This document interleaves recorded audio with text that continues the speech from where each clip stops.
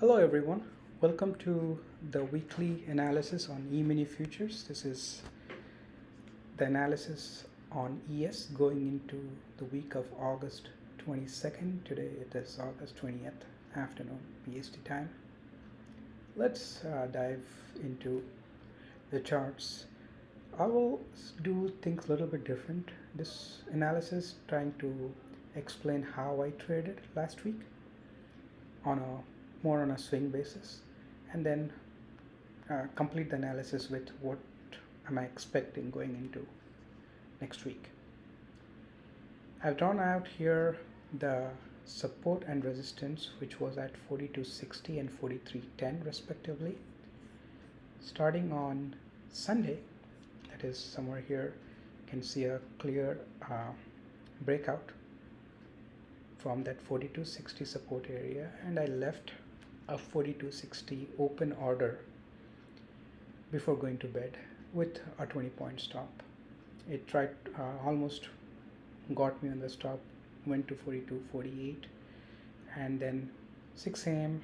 Monday morning, a big thrust on that 42.60. My first target was 42.80. I sold off almost 60% of my longs on 42.80 and the rest at 43.10 on Tuesday.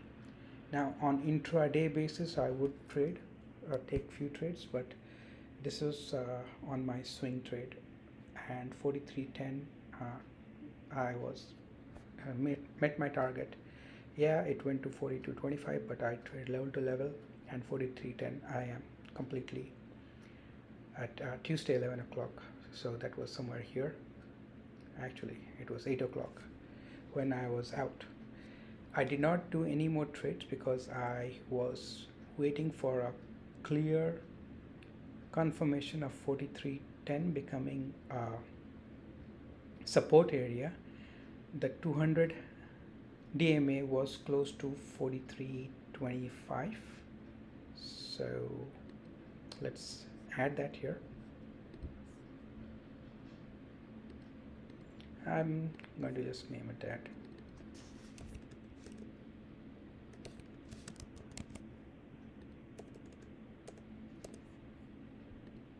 So that was the 200 DMA. It just peaked a little bit up from there and sold off.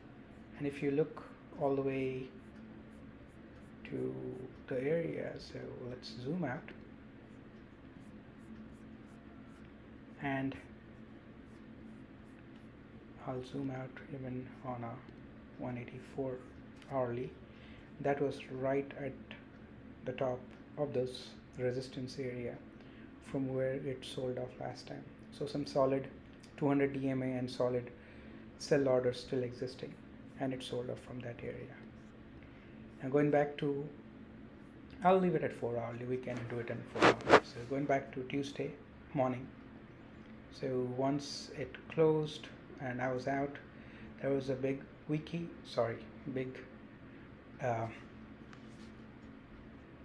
thrust up to that 43.25 and a doji candle there, and I confirmed with that doji that this looks to be a rejection. So now I changed my bias from being a bull to be more of a bearish stand, and I reset my bias to start taking a trade.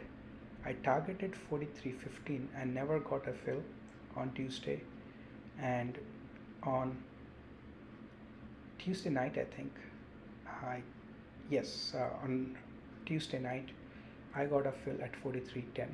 So yes, I got a fill at 43.10, and my immediate target was obviously 42.80 range. So I got that 42.80 covered on Wednesday, and we can look at that little bit of details in hourly. So let me explain that. So as you can see, this happened on Wednesday, and I left an open order. I got a I had an open order at 43.05, 43.10, 43.15 and 43.20, and only the 43.05 and 43.10 got filled, and the others never got filled. And for those open bracket orders, I had target of 42.80, and that happened somewhere in the when I was in the bed on Wednesday, early Wednesday morning, and I did get those fills on there. Now I did not take off everything at 42.80. I took almost 70% off on my trade, so I still short on an average of close to 43.05, and coming into that 42.60 area you could see a bounce back. So I was a little bit worried of that was still a strong support, but now I know that 43.10 is definitely a strong resistance, so I was bidding for 43.10 to get a fill. And you could see that these were the other resistance, that is 42.90, 43.05, and on this big green candle I got a fill of 43.05. So I added to my short, and again targeting to 42.80 somewhere here to get take some profit there. I took that profit there as 42.60 had been already touched, so I knew that it was weakening as a support. Here it was a support, again the support was being touched, and strong rejection from the top, so it tells me that the 42.60 was weakening. So I did not take off 60-70%, just took few off at 42.80 area and left for 42.60, which happened Thursday midnight for me in Pacific time, and I almost closed 80 to 90% there. So looking at the price target, again 42.95 I was targeting. I got a fill of 42.95 and targeting 42.60, and again took some profit on 42.60. So as you can see, I'm building a short base but equally taking profit at 42.60 area. Friday was very interesting. Friday was interesting because of this here. Market gaps down, closes the gap. Market gaps up, closes the gap. Market gapped down big time, and I was hoping that it would go back to the 42.80 area, but as you can remember, it has gone through 42.80 area a couple of times and has been trying to break that 42.60 support area. So I had very less amount of trust and confidence that it's going to close this gap here, and as 42.60 has been touched multiple times, I tried to take a short, so basically add to my short at 42.60. That's what I did, targeting this gap fill here, which is 42.18. So I had two targets. I had a 42.45 target, so 42.35 to 45 target, and a 42.25. I took quite a bit out at 42.45 and then 42.25. I still have shorts left going into next week. Let's look at how the next week looks like.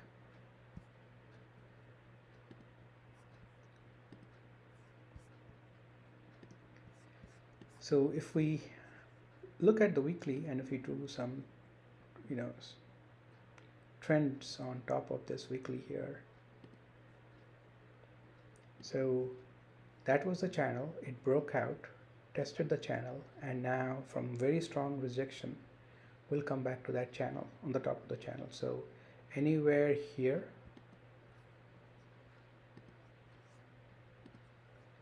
I would say is a very, very strong resistance. This support, is a strong support. So let's see if it ever gets to 41.15, but definitely a strong support. Going into our daily from here, There is a gap fill here on the daily, and let me confirm. Okay, there we go. There is a gap fill here at 41.35, and where else do we see 41.87, but that's too far away. And let's look here. So 41.85, and let's auto zoom out. So I'm trying to find out here, is there anything nearby rather than in all the way to 4100. All I can see here is that area of 41.85, but we're still quite far away. So this is the only other area. Let's enable extended hours here to see if we can find anything else.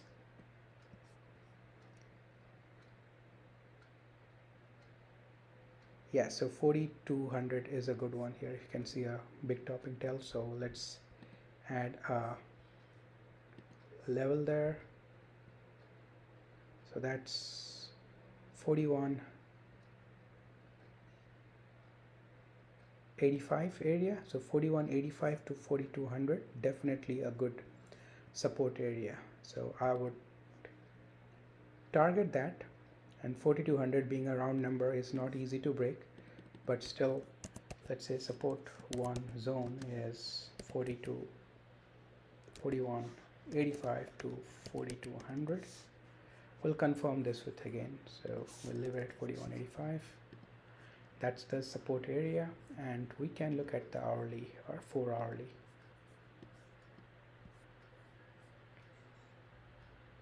Yeah, so 42.05, definitely a very good support area. So I'm going to target to take quite a bit of my short, cover my shorts at 42.05 area.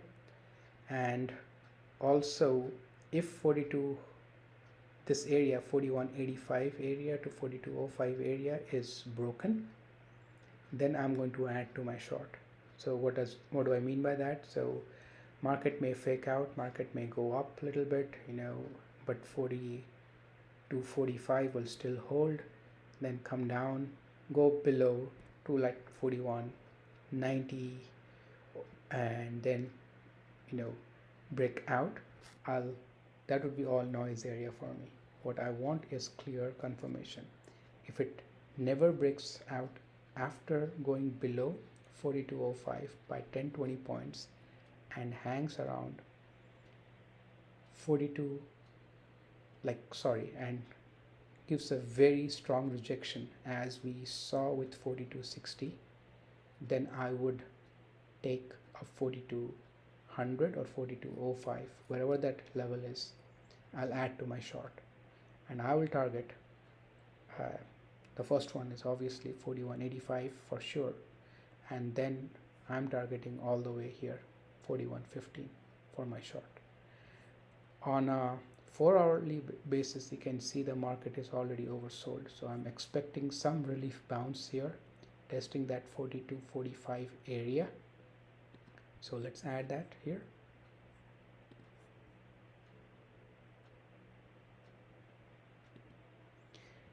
So that 42.45 area there, and to be very precise, the top intel is